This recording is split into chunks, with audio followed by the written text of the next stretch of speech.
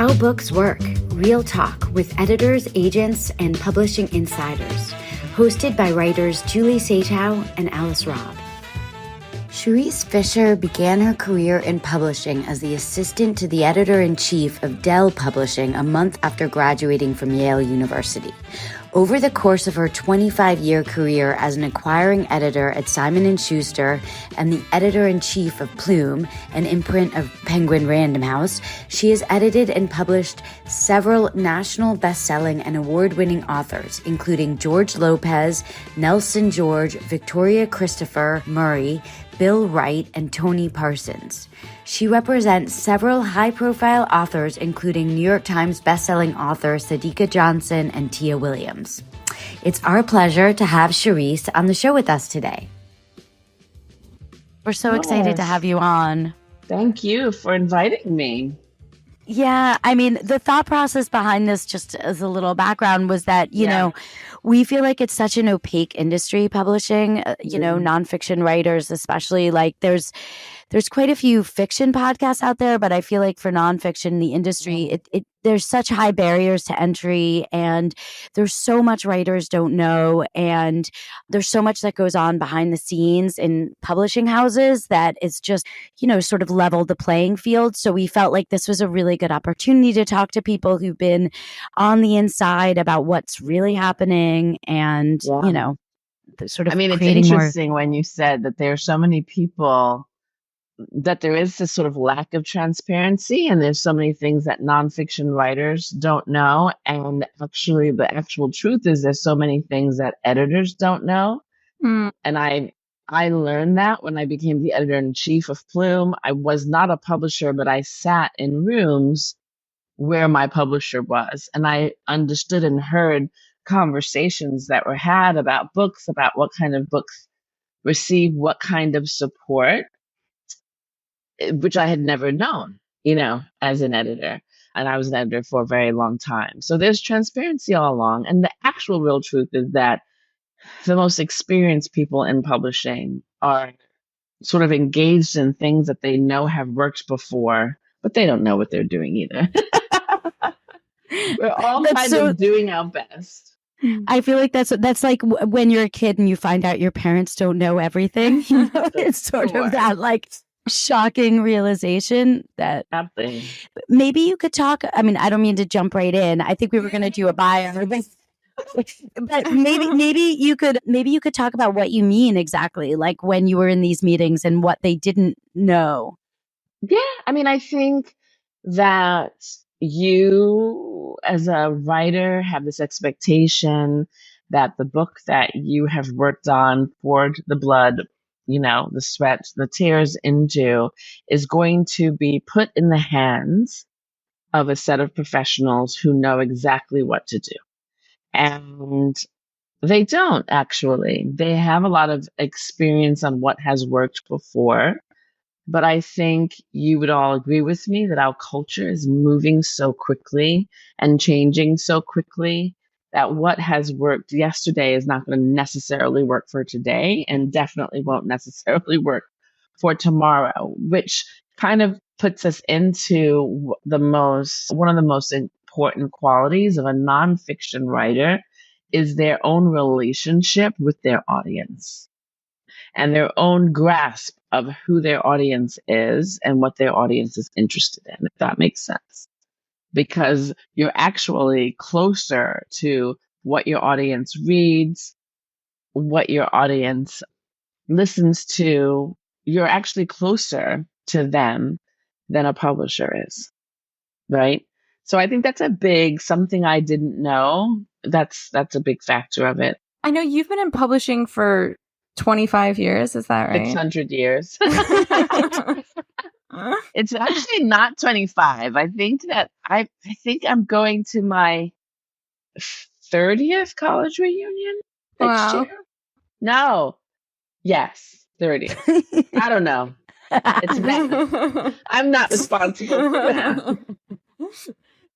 Who cares? I'm not responsible. You have a lot of experience. But yeah, 1994. Is that 30 years or 40 years?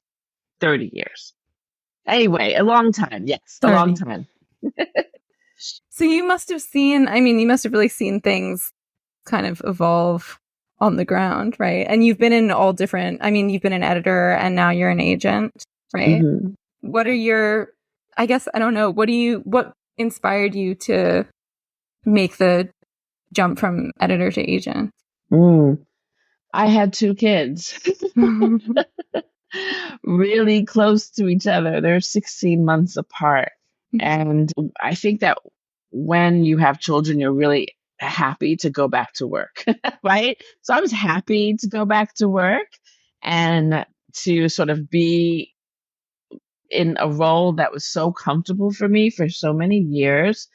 But then I also like loved these kids, and particularly being an editor in chief as I was at the time, you spend a lot of time managing other people. So I had all these babies at work. Hello. And babies at home who literally shared DNA with me. And then I had babies at work, which was also fine. I mean, I liked managing people, but I was I was a step away from the book. You know, I acquired books and I edited books, but my primary job was to make sure that the people who worked for me were acquiring books and selling books, right? And so there I spent a lot of time reading for other people and helping other people make decisions and being in those rooms being like, oh, this marketing budget, I think we're going to get out 20,000 copies of this book, and so the marketing budget is this. This book is our lead title. I mean, these are decisions that are made like a year before the book is. Sometimes before a book is even delivered, they're making a decision about how many copies they think that they're going to get out, right? So I'm in these meetings, but I'm away from the stuff that geeks me out, which is to open up a page and read some words and love them and try to move them around like the best puzzle you've ever made so that they could be even more impactful. Like that sort of day to day editing and that day to day advocacy for something that actually spoke to my soul on a very individual and sincere and authentic way was something that I was doing less of, right. So what I love about publishing was not something that I was doing every day. If you're going to leave your babies at home to monitor babies at work, you should really love what you're doing at work. And I just felt a little strange. So I decided to leave that job so I could be an editor again, an executive editor or something, you know. But I wanted to just be someone who was responsible for my own titles and for my own list again. And while I was interviewing with other publishers, one of my clients, her name is Sadiqa Johnson, she's now a client. At the time, she was somebody who her novel had been submitted to me. I knew that I was on my way out, so I turned it down. And she actually DM'd me on Facebook, which is nothing we would ever suggest a writer to do.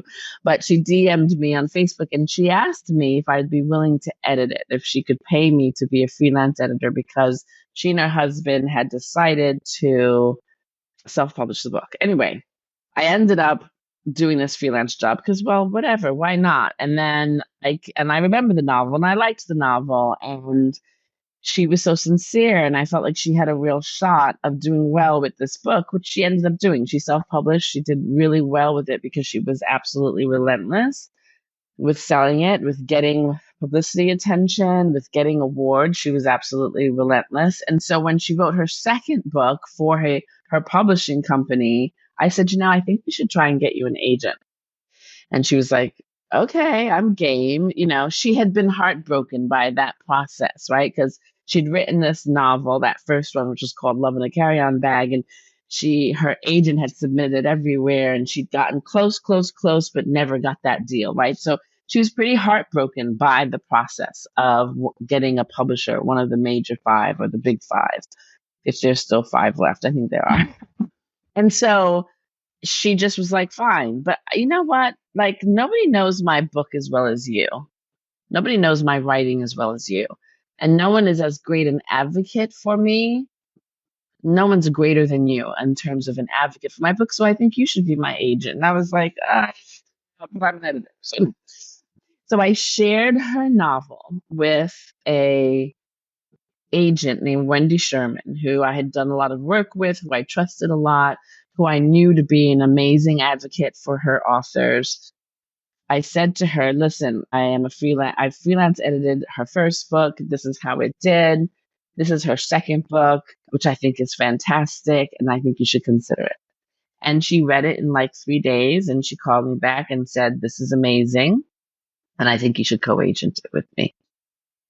And I was like, well, but okay. At some point, if like the universe is sending you several messages, you kind of have to listen. So I was like, fine. But even then, like I represented Sadiqa and I sold 2 books. First attempt at agenting, I sold 2 books, a 2-book deal to St. Martin's. But I was still not totally in it.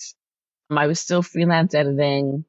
But then I got another author and then I got another author. And then here we are, 8 years later.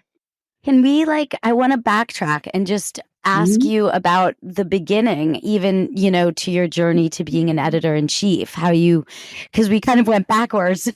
But yeah, tell us how you first got into it all.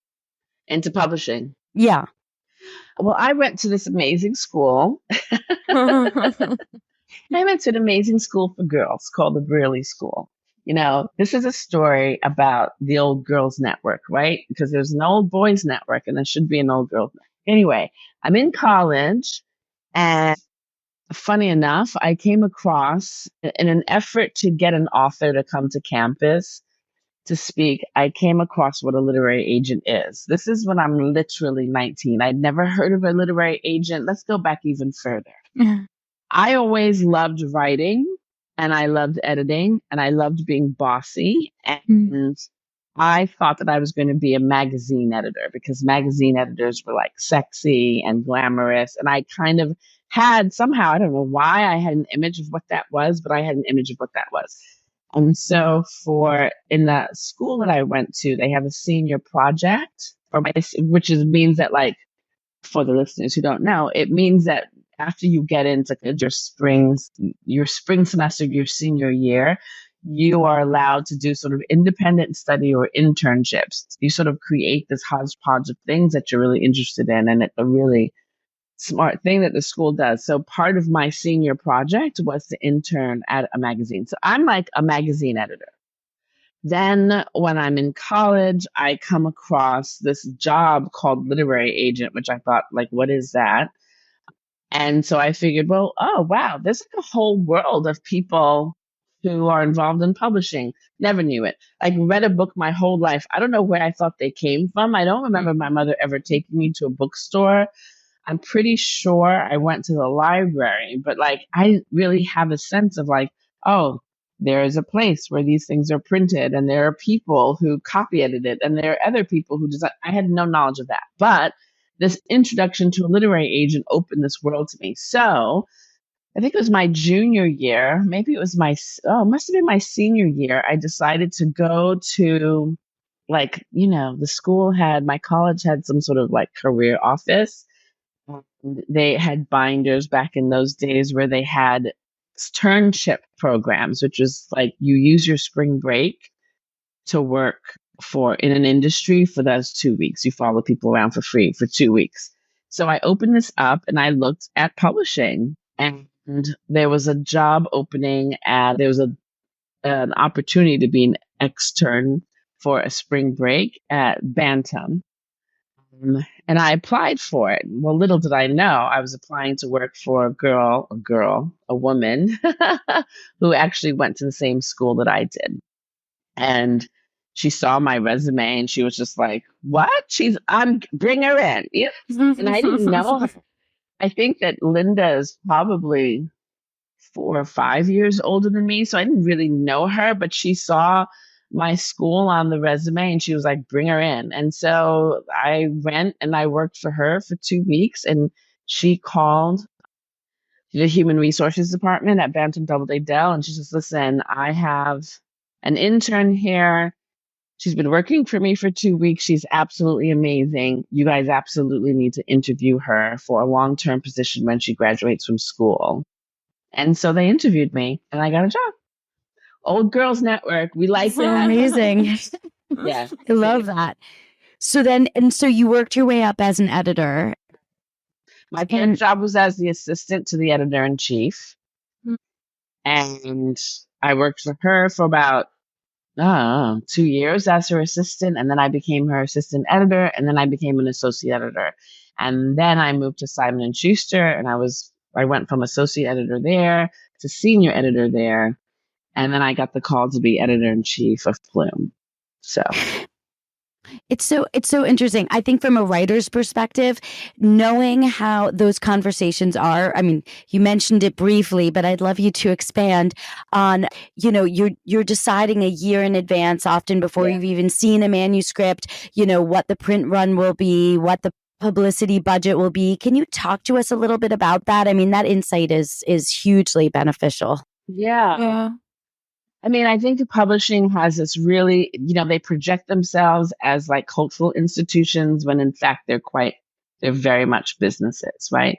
So we're not selling soap or watches. We're selling books, and each book has this individual opportunity to be something. But at the end of the day, if you don't sell books as a publisher, you're not in business. So publishing is also an industry that operates on a very thin profit margin, right? There's not a lot of profit per book. So how publishers make money is by publishing an array of books. And most publishers don't really make money until they have a backlist. That's why you see publishers buying other publishers. They're actually buying their backlist, right? Meaning books that are technically more than 6 months old, but they could be 20 years old. They could be 10 years old. Those books that are classics that people are always going to buy. That's what a publishing company builds their business on, right? Because they know there's some expectations about how those sales are going to go. So a book is acquired. When a book is acquired by a publisher, they are assuming certain things about how the book will sell based on what books that are similar to it have sold, right? The so-called comp titles, which people hate to talk about, but is actually the whole financial foundation of any publishing company. So you go in as an editor, right? You go in and you say, my book is going to sell like this book. My book X is going to sell like my book Y because book X sold like this. My book X is going to sell like book Y because this is what they have in common. But my book Y is going to sell even more because they have 60,000 people, 60,000 followers on Instagram who they can reach. Whatever, right? I mean, there's a business argument. This is what I'm trying to say. There's a business argument made for every book that is completely separate from the quality of the book itself. And so you acquire the book according to those assumptions, you pay in advance, right? So let's say 7, 9, 8 months later, this book is scheduled for the next 9 or 10 months. And there are people sitting in the room with all of these acquisition P&Ls. They're saying, well, when we bought this book, we assumed that we were going to be able to ship 20,000 copies of this book. And we paid X amount of money for it. So we better sell 20,000 copies. I'm making up a number, right? But sometimes you say, we need to sell 20,000, but let's tell our sales force to project to the outside world, meaning booksellers, that we're going to print 50,000. It's all a game, right? We're going to tell them I'm weird about that. Yeah, it's all a game. We're going to tell them that we're going to print 50 so that they're like, oh, 50? Maybe let's take a really better look at this. Let's take a closer look at what this means, what this book is. Oh, all right. Well, they're saying 50. So I don't know. I guess we'll take 10.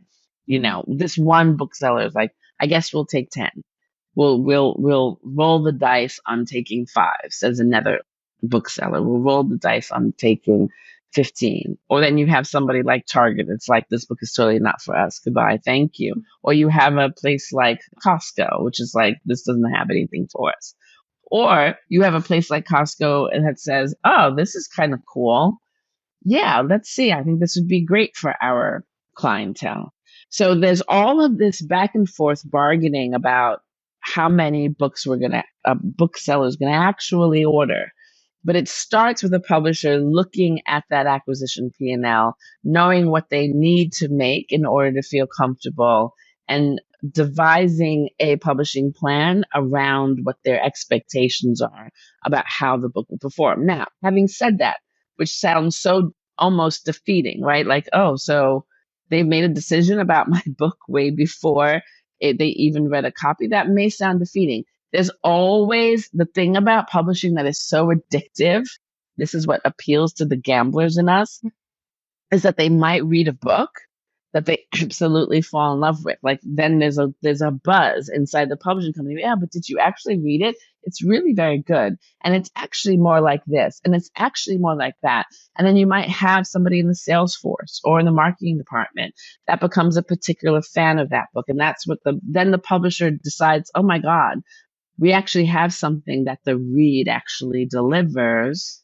So let's pay a little bit more attention. That's what they call a make book in publishing. It's this one title that becomes something that they love and adore individually, that they give a little extra push, not because what's on paper is what they have to push, but because there's a little bit of a love for it, right? And there's also those titles that for some whatever reason, some grand alignment of planets and stars gets this like publicity break. That's crazy. Or, Oprah decides to Oprah. You know why I said that out loud on this podcast. I'm probably going to disappear. But like say somebody like Alice Walker like bumps into this galley and decides, oh wow, maybe I will give it a quote. Then people are like, wait. So there's all these little points where a book can grab extra attention, which is not in the hands of someone who a year ago made a decision about it. And that year ago decision is an estimate. So that year ago decision about the numbers and about the marketing closet, there's always that opportunity for magic to happen. There's always those reviews that come in early, that come in amazing, that people are like, oh, wait a second. And then you have these books that nobody expected to be amazing bestsellers that become that. And that's what keeps us. What is, there's that psychological term where, I get term, but like, if they zap you sometimes, but not all of the times, like if they zap you with pleasure sometimes, but not all the times, you keep trying to get zapped, even though you might get zapped. You know what I'm talking about. I hope when they all talk. Yeah. I'm not making that up. That was Psych 101 in freshman year. I think I read that study. Yeah. From a very technical perspective, I just curious, when do the booksellers start putting in those orders? Is it about, like 6 months before, or like when do they? Okay. Yes. It's about 6 months before. So here, I'm going to give you some show and tell. So is this backwards? Do you see it backwards or do you see it? No, I see it forwards. Okay. So this novel, A Love Song for Ricky Wilde, is amazing. One of my clients, this book comes out in February. 2 months ago, I had a meeting with the publisher who told me what the first print is. Because 2 months before that, they had gone out to publishers, to booksellers, and based on the sale of her previous book, 7 Days in June, they had estimates for what the book would be. And so 2 months ago was what? October? Yeah, they set the first print because they had to. But I think that they told the booksellers back 9 months ago, like, oh, we're going to print 100,000 copies of the book. And they are shipping a lot, but not 100,000. So I knew that was all a game. In fact, probably on the back of this galley, it says something like 100,000 copy first printing. So if everyone's inflating those numbers, do the booksellers must know that it's all just sort of a guess? And yeah, they do. Yeah. We all lie to each other and pretend we're not. It's like dating. I think that there's a difference. Like, I think that publishers know, well, it's probably not going to be 100,000, but they are positioning it as their major lead book. So we should pay attention. And If they're telling me Barnes and Noble 100,000, they're also telling Target 100,000. Back in the day, they were also telling, Borders 100,000. So I don't want to be the one who's like not playing in this game. Yeah. And then I want to go back to something you said about how, publishers are operating on such a thin margin. Yeah. As writers, you hear so many statistics about how, how so few books burn out and most books lose money. And I guess I wanted to ask, like, is that true? And can an author survive losing a lot of money? Yeah. So I don't think that that's true. I hear that quote all the time, and it's actually not really true. Because what most books, the actual truth is that most books do not earn out of their advance within the first 2 years of the book's life. Most books do not earn out of their advance. But the way P&Ls work, it is very possible for a publisher to make a profit on a book that does not earn out. It is very possible. Because let's say, I actually teach a whole class on this. I'm not going to bore you guys with it because I teach a class at City College in the fall, and we have a whole P&L discussion, and these poor English majors are like, why is she telling us all of this? But then they get it, right? Because it's a business. But basically, there's a number in every P&L, and a publisher, let's say, would like to make a 30% rate of return on every single title. But if they make a 10% rate of return, they're still making money. If they make a 15%, they're still making money. If the book earns out, they're probably going to earn like that 30 that they want to, but they're still making money. So that's not that the book is losing money. Books don't actually lose money, but the author may not earn back their advance. So the author might get an advance. I'm going to make up a number, 10,000. And that might be all they get from the book because it takes a long time for that money to earn out so that they start making additional royalties. But the publisher is making a fair amount of money. And then, like I always said, there's that time when you've paid $50,000 as an advance for a book. You expect to sell 12,000 copies and then, oh my God, why is everybody reading this? And you end up selling 700,000 copies. That's an extreme. But you end up selling so much more that one title is making so much money that the other books are kind of all lifted with it. Right now, the other question you asked me was like, what does not earning out on their advance, how does that affect an author? Right. And that's a really important question. And as an agent, I tell my clients all the time, I'm the type of agent that is interested in your career growing. I'm not interested in selling one particular book. All of my clients are people who are going to write several books. If I have a client, and I don't usually, who just has one book in them, get whatever advance you can get, right? But if you're somebody who wants to continue writing and wants to develop that as your career, I think that it's good for your P&Ls at the end of the day, your profit and loss statements at the end of the day, to look really good, which is not to say, oh, I didn't earn out on my $10,000 advance, and so I'm not going to get another publishing deal. Yeah, you might. But if you don't earn out on a $600,000 advance, no one's going to give you another $600,000 advance. Yeah, I mean, that's so hard because a lot of agents, obviously, you guys are paid off commissions, so you're motivated to get as big in advance. I mean, and the system is set up so that, auctions or whatever, or preempts, you're all trying. I mean, and who would want to turn down money, right? Especially when the chance of getting royalties is so low. This is your one chance to make money. So how do you balance that? Because, I think that is something that some of us have to contend with, Yeah. Do you not, you say, don't ask for the big, the big number, let's keep it lower. So it's also like not believing in yourself or something. I don't know. It's confusing. Yeah. I mean, here's how I look at it. I love sending people royalty checks. Mm-hmm. I love sending people royalty checks. I think that, yes, it's very easy to think, oh, the advance is the only money I'm going to get, so let me get as much. That's a wrong way of thinking about it for me, right? Let's look for a really good partner for this book who is going to publish it, who is aligned with my vision for the book and is going to put a lot in, who has an enormous amount of experience with books like mine, who is going to put a lot into it so that the book's actual success, so that the book actually performs well, and so that I do have the opportunity to earn more money, the opportunity to earn more money. Perfect example. I have a book. I don't have a copy of it here. I have a book coming out in March called Disappointing Affirmations. Hilarious book.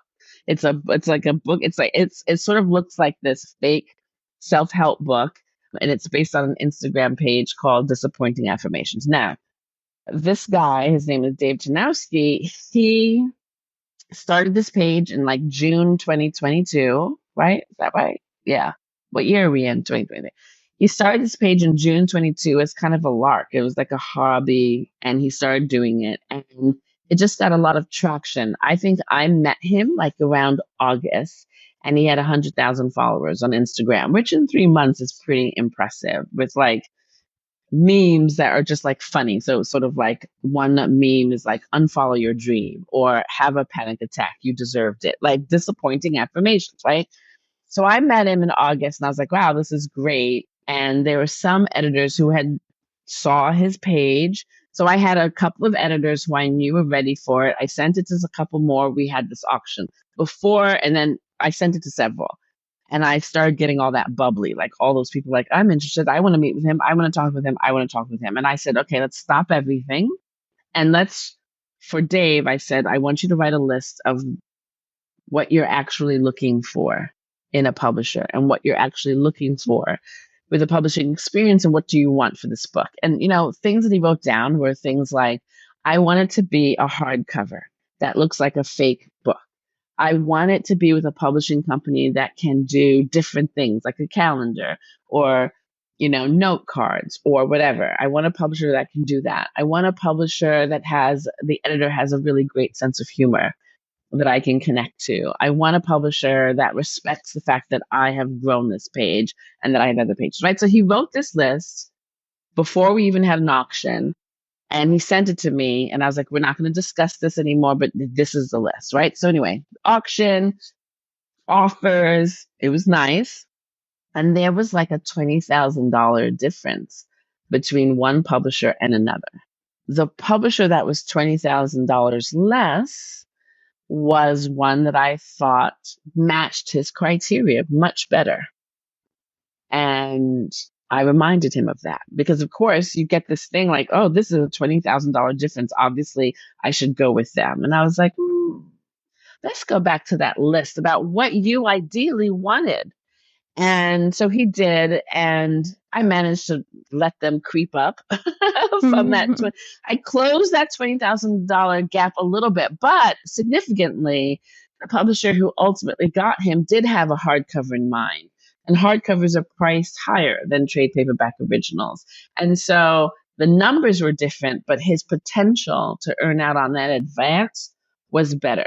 So you asked me how I balance it. I balance it because I don't think people should think about advances as the only thing they're going to get. I think people should think about the publisher doing the best job that they can do and prioritize that so that the book has its best opportunity to earn back the advance so they can continue to earn money. Okay, I had one follow-up on that question.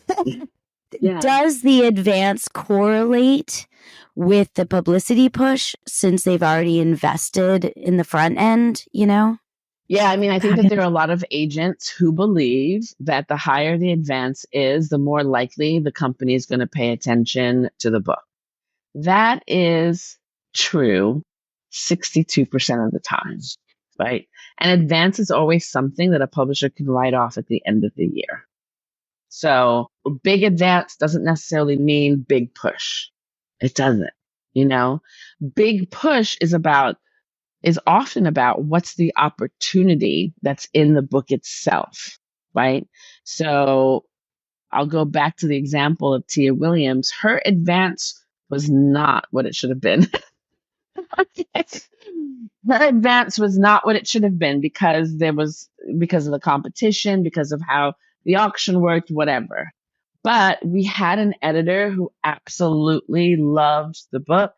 We had a publishing company that was trying to sort of firm up their status with women's commercial fiction. And we went with them, and people started reading the book and they started loving it, and they started realizing, wait a minute, Tia is super uber. She was a magazine writer for all these years. She was a beauty editor for Essence, for Cosmo, I think, a couple of others, right? So she was very well known in the magazine industry, and people just still loved her, right? So they were like, oh, I'll put this in front of my book editor. I'll put this here. I'll put this there. She was also super cute and super endearing. So she could be in front of a camera very easily. She could do the witty podcast. She had an Instagram that was very like voicey, as the people say. Like she had a real strong voice and people really engaged with her. So then a publicist looks at that woman and all those things that she is offering to them. That's something that, oh, we can go after that. We can work with that. Whereas there might be someone who, you know, has a face for radio, who doesn't know how to be witty, who's like a genius, right? Like they wrote this genius book on the history of Harry S. Truman's presidency. But is there an opportunity to be in People magazine for the man who writes Harry S. Truman's biography? Not necessarily. So the publicity money starts to shift because there's an opportunity for us to take advantage of here. And then, you know, Tia ended up being a Reese Witherspoon pick. And so then it was like, so there's a lot of opportunity. Then a lot more money went in that direction because, oh, this is going to get so much attention. We're going to build on it. I think that marketing and publicity money follows opportunity, is what I'm trying to say. I think that publishers who spend huge advances on books, they do so because they think that it is similar to other books that have sold X amount, right? And so they have to sell that much because of an auction and because of ego and whatever else. They do end up with a big advance. And when you have a big advance, you're like, oh, we need to do this. We need to make it like this. But if there is an opportunity there because of who the author is or what the book is or what the climate of the world is, then it doesn't necessarily get that publishing and marketing, if that makes sense. Yeah. Did you ever see as an editor, I guess it's kind of a sad question, but like the opposite of like a make book, like say a publisher really splashes out 100 times. Oh, yeah. Yeah. Oh, absolutely. I don't even want to mention anybody's name because it's so sad. But there are absolutely times when publishers have paid an enormous amount of money and they think that there's big fanfare and people do everything that they can and everything that they expected to. And wait, nobody cares? Nobody gives a rat's tail? I was going to say something else. And it's disappointing. Here's an example. I have no idea the business of this book besides the numbers that I have access to on BookScan.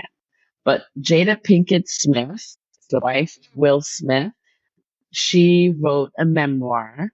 She was in every single media opportunity. Like she was on the Today Show, I'm pretty sure. She was everywhere.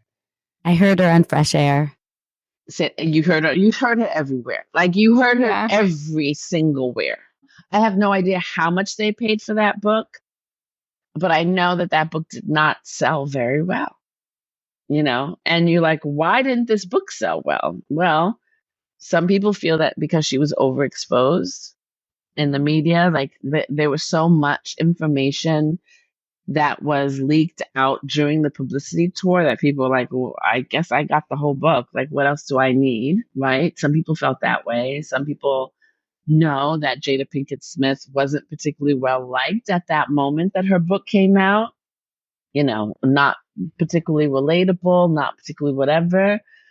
And so it was disappointing to people. There are endless books that I could name that did not match up with its expectation, either in the marketing, the publicity of it, you know, based on what it got in terms of publicity, or even based on what a publisher paid, thinking that they were going to be really successful. There have definitely been a lot of books that fell far short. And it's sad. I have a two-part question, I guess, with that. You said that it did not sell well. So are there, benchmarks for what sells well for nonfiction? Because that's mostly what we're focused on in fiction. Yeah. Number one. Number two, my understanding is, going back to advances and P&Ls, that first of all, P&Ls are like very proprietary. No one knows what they are per the different publishing houses have their own and all that. And that also nobody really knows exactly what an advance is, or if it sold out the advance or whatever, unless you're at that publishing house and you're going to stay there and all of that. So I just curious. What's the question you're asking me? Oh, sorry. So my question is, because that sounded like a comment. My question is, are there, if you don't know what the advance is and if it's sold out and stuff, are there benchmarks for what it means when you say it did not sell well? I mean, a celebrity memoir, I'm sure, has a standard, but does also a history book or a memoir or all that? Yeah, I think that's a really good question. Or a women's history book. Or a women's history book, yeah. Department stores. Exactly. I think that this is a question that every single author I've ever worked with have asked me. Like, what would make my book a success?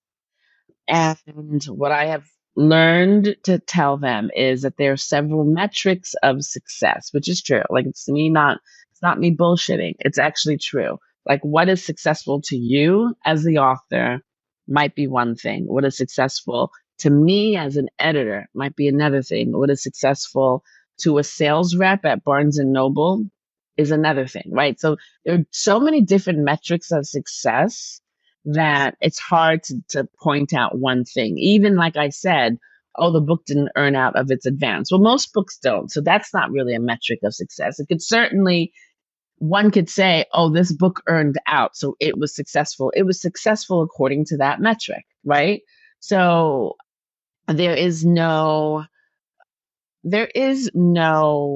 one number. I would say, when I say that the Jada Pinkett Smith memoir was not as successful as they expected. Now, granted, like, I remember looking at the numbers for my class when I was teaching my class, because I wanted to juxtapose the Britney Spears book, which sold like 1 million copies its first week out, right? Wow. Did it really? Yeah. Wow. Yeah. Like the same week, I think Jada Pinkett's book sold 2,000 copies, Oh my God. Yeah.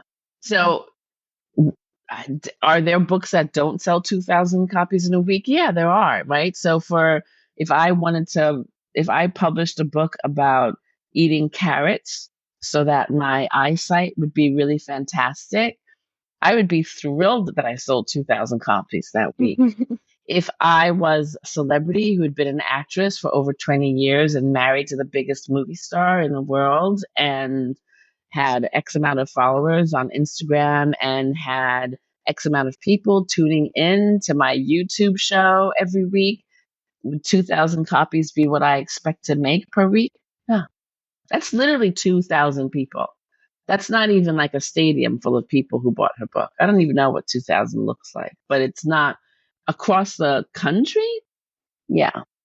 So no, there isn't one number, but it's all context, because for somebody, 2,000 could be amazing. But for her and these expectations that we have around it, it's not as amazing. Did I answer your question? I mean, sort of. I mean, I don't know. Right. I mean, my advice to anybody is to decide for yourself what would make my book successful. I had a client who wrote this book about blended families, and she was thinking about the New York Times bestseller list, which people often think about. It's a real bullshit way of thinking about success. For me, you shouldn't judge yourself on the success of that book. I know that as an editor, for me, success would be that my books were in print. I remember I did a book years ago called Itsy Bitsy Yoga, which is yoga positions you put your baby in to help them go to sleep, to help them digest, and it was so cute. And I edited this book, and I had a baby maybe 10 years later. And do you know somebody bought it for me as a gift? This book that I edited. And I was like, oh my God, this is everything to me. That was everything to me. Because she didn't go and look at the acknowledgments and be like, Cherise actually has copies of this book in her house signed by the author. She didn't think about that. She was just like, wow, this is a great book to give to a new mom. That was success to me. I had a client who she did this co-parenting book, and she would get piles of DMs like, your book really helped me, And so when she had her own vision about what her book could be in the world, it was, this is a book that I want to do to inspire and shift the culture into thinking about blended families in a different way. And even the 2, 3, 4, 5, 6 people who did that for her, was a success. I mean, most authors I know say, they just want their book to be successful enough that they can write another book. I mean, I feel that way. Yeah. That's what most of us feel, I think. Yeah. Just to have. I think that's a really wonderful metric. Yeah. I think that's a really wonderful metric, because then you have a little bit more, there's a lot of room for that. Although that does speak to asking for a lower advance potentially. Then you don't ever ask for a lower advance. You never ask for a lower advance, but you look at advances as in a more holistic way than the actual number. You look at the advance for the company that's offering it. A company like Beacon in Boston, an amazing publisher, but small, non-profit. I think they're not for profit. They don't really give advances more than $10,000, right? So if they tell you, oh, we're going to offer you $15,000 on it, they feel really passionate about it. But if you go to Random House with a $15,000 advance, that's just a Tuesday. Like, that means nothing to a Random House publisher, but to someplace like Beacon, it means a lot, Yeah. So there's context for everything. We need to look beyond advances. And we need to think about look at these books holistically, look at these publishers. All of my clients speak to at least at a publishing company before I start an auction, because I want them to get a sense of like, who is going to be advocating for me. I think I do that because I was an editor for so long. I know how important editors are. And I know how important the relationship between an editor and an author is, the creative relationship. So I always have them have that conversation. I think that that's a really important thing to do for a writer. I like the idea of also doing that before you hear what numbers they're offering, because otherwise I feel like you just convince yourself that. Absolutely. So true. Wendy always says to me, Wendy Sherman is like, she's so like my Yenta or something, but she'll say things like, when you're dating, you don't fall in love with the man, you fall in love with the whole package. Right? It's true. So you fall in love with the man, maybe he has the right shade of hair, the right fullness of a mustache or a beard. Maybe he's the right height, right? But if he's like living in his mother's basement, that's like a minus on his, right? That you're living in your mom's basement. Or you find a man who, he's a doctor and he, has this really successful practice, but he's like 4'9". I shouldn't be sizes like this, but you know what I mean? Like as someone who's 4'11", I agree. But like, so do you think to myself, but he is like this passionate doctor who's changing people's lives. That raises his, it's a package. You got to look at the whole package. That's my takeaway for y'all. Look at the whole. I guess I know we have to wrap soon. This is such an amazing conversation. I just want to thank you. But peppering you. I know. I'm like, can I keep you? I know. I guess. And I want to hear so much about you guys. I'm so sorry. No. This is the point. We're boring. We want to hear about you guys. But Well, one thing I want to ask is, what do you think? Okay, so the relationship between writers and agents, and also writers and editors, is also can be confusing.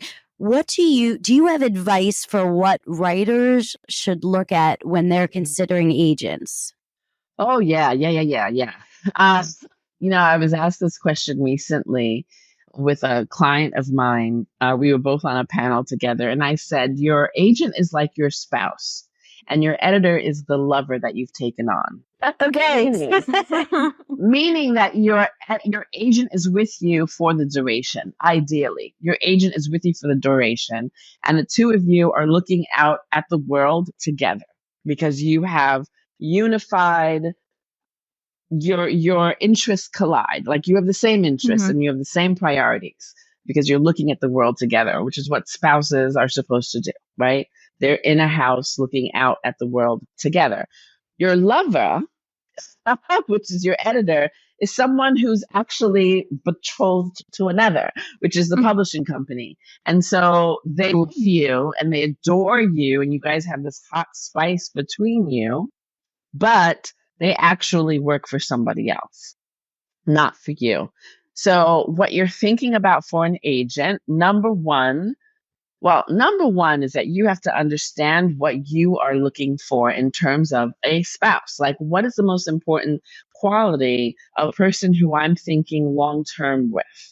If I am a writer who wants someone who is ruthless, who will go into a publishing company with like blood dripping from their lips and say, this author needs this, or we're walking out of here. Like, if you want like that kind of tough kind of person, totally legitimate, because like, I'm in it for the money, honey. And so go and get me a check, daddy. Like, you might want that. Or you might need the spouse who like brings you a cup of tea every night just so that you could feel comfortable, right? You might be the kind of writer that really needs someone who is going to like give you kisses and roses and support you in that kind of loving way, Or you might want somebody who, is steady, really experienced, and gives you some solid advice, right? So you first have to understand, like, do I want a barracuda? Do I want a teddy bear? Do I want mama bear? Do I want somebody who's like, what do I want for myself? What do I need for myself and the kind of career that I'm going to have? So you have to understand that about yourself and look for someone with those qualities. You have to understand, I think that the key element between you and an agent is trust. I trust this person. I think any of my clients will tell you, Cherise doesn't play about us, and she will always tell me the truth. And I trust her implicitly. I trust her business mind. Let me just toot my own horn. I trust her business mind. I trust her editorial eye. I trust that she is there for me 100%. Trust is always key. What's the purpose of a spouse if you can't trust them, right? So I think knowing what type of approach they have to the publishing process is something you have to know about yourself. And I think trust is what glues it all together for a spouse. Did you tell your author what their print run was? I mean, I know it was really good, so maybe you did, but is that the kind of thing that, should I ask my agent that? Yeah, I would, it's interesting because Wendy, who is my amazing, loving partner, my other version, like my kind of spouse in a way, she does not tell her authors that much. And I think that could be infantilizing. And I want all of my authors to know the business of their books. And so I do tell. Did I tell Tia what her? No, Tia was there. We were in the meeting together. So she heard, she was in the meeting together, but she doesn't care. She's like, what does that mean? Does that mean something? I'm like, it's good. Oh, okay. Like for her, it's like, I walked into the Ripped Bodice last week and my book wasn't there. That to her is a big deal, because it's very tangible for her. Mm-hmm. We got books there. The books were shipped and there within a week and a half. I was like, excuse me, do you understand that you have a romance bookshop that is literally a 10-minute walk from my author's apartment and you don't have copies? How did that happen? I don't even want to know about how many copies they're going to order now. I would like to know, how that possibly could have happened. Mm-hmm. And they're like, okay, and they figured it out. It was all figured. Yeah. That's awesome. Alice, should we ask her final question so we can let Cherise get back to all her amazing authors? I feel like we've sort of covered it, but yeah, we've been trying to ask all of our guests for what their one top piece of advice for, I guess, new writers would be. Although I feel like you could be exempt because you have I agree. Given some very wise advice. Yeah, advice. Up to you. One thing also. Go ahead. Sorry. No, you go. Well, I was going to say that that the answer to that question really depends on who you're describing. Mm-hmm. I think that there are people who are beginning the process of writing a book, and their top advice is quite different from someone who is a published author and quite different from someone who's a first-time published author. So for somebody who is, I'm interested in writing a book, what do I need to do first? I would say, put your butt in the chair and write. Put your butt in the chair and write. We can have this very intellectual conversation about you getting an agent and blah, blah, blah, blah, blah. An agent doesn't care about you until you're putting something that they're reading in front of them. So that's important advice. Put your butt in the chair, develop a discipline to be on this journey. Develop the discipline to being on the journey of writing. Because none of this whole conversation about publishing starts with someone who is inspired to write something. So we got to keep people in that mode of inspiration. Yeah, I think all this stuff can be so intimidating that it stops people from even trying. So Yes. So I think that's really true. We did hear from a different agent that the nonfiction market is not doing very well. So I do wonder if you. What does that mean? I don't know. The numbers are small. The sales numbers are smaller. Like you have to sell less to get on the list. Celebrity memoirs right now. Yeah. There's not a lot. Listen, everything is hard. Whatever. For some people, getting out of the bed is hard. Like I don't know. I just feel like, are the numbers smaller? There was a point in time of, let's call it the 80s. I mean, I was alive, but I wasn't in publishing. So let's go to the 90s when I was in publishing. There's a time in the 90s where publishers took off a whole week in December and flew to Puerto Rico for sales conference. And everybody drank. Half of it was about drinking and hooking up, more so than selling books. Nowadays, your sales conference is on Zoom and for a week, right? Because money just looks different. But money looking different, people are still reading, and people are reading more than ever. People like, Facebook, Instagram, blah, blah, blah. What are people doing on Facebook? They're reading, they're reading about other people's lives. They're reading about issues. You look at like how social justice in the world has been affected by people being engaged online and how that feeds the bestsellers list. I mean, we can all sort of reminisce about a time when money was spent in a kind of reckless way.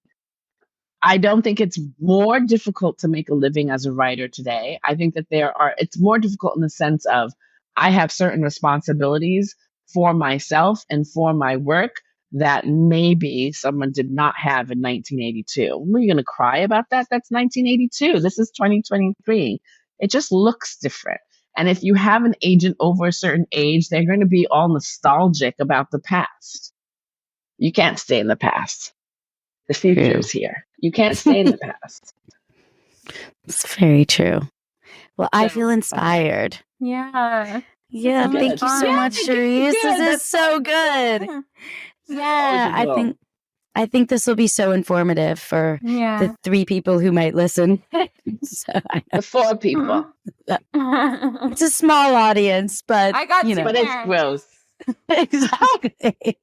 But it will grow. What's hysterical to me is like I went to the Kauai Writers Conference.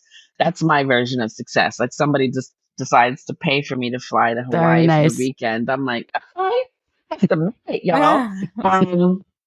There's some other metrics about my success. But anyway, so I went there And oh God, I just forgot what I was talking about. Isn't that so sad? How many people will listen? Oh yes, people will listen. People will listen. Oh my God. I know. So I would sit down with these writers, right? Because they're trying to pitch me their book ideas. Mm-hmm.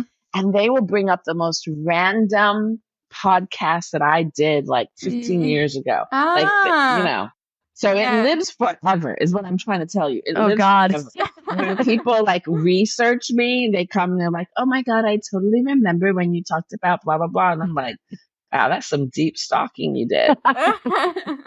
That's great. That does remind me, like, what do you look for in a writer, in a client?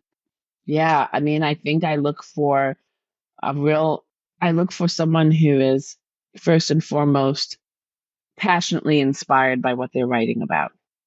I look to see, like, why are you writing this, right? Why are you writing this? Because I know that the why is going to have implications for how long they've been at it, for how passionate they're going to present themselves about it. Like if you're super inspired by what you're writing, other people catch that enthusiasm and inspiration off of you. You cannot help but talk about it in all kinds of ways and at all times. And so that type of thing means that you are in relationship with other people who are talking about this with you, which is what the beginning of a platform, I look for someone who is incredibly interested in how the words lay on the page. I look for people who are interested in the craft of writing, who are interested in saying improving constantly and communicating what they have been inspired to communicate. That's my goosey Lucy answer. All right. That's my spiritual answer. I love that. Yeah. I don't know. Thank you so much, Cherise. I have 1,000 other questions, but I know we have to go. It was really great. Let's do a part 2. I know. Yeah. There you go. Our second season, we'll ask you back. we have one technological request. Oh, yes. You log off. We had a little snafu the other day. I need to log off. So do I press leave? No, don't log off. Okay. So when we end the call, if you could just keep the browser up for like 5 minutes so we can make sure that the track has uploaded. I do see it saying 99% uploading. Yeah. That's right. So I don't press leave. You just leave? She can leave, right? Just not close, like don't close your browser. Chrome. Yeah. Yeah, honey. No one closes Chrome. Chrome is on 24/7. Our guest yesterday doesn't have Chrome. So that was I don't know who that person is. But, they probably have an AOL account too. Like, what's going on? Like, when you said that this works best with Chrome, I was like, well, who's not using Chrome? Well, we had never come across that before until yesterday. So that was why we said that. Okay. All right. Well, thank you so much. And I'll see you at a Brearley thing, hopefully, soon. I know. It's so exciting. Monday, okay, right? Cool. Yes. Maybe. I don't know. To look at All right. Thanks, Cherise. It's great to see you guys. Okay. Bye. With your success. Thank you so much. It's very sweet. Okay. Bye.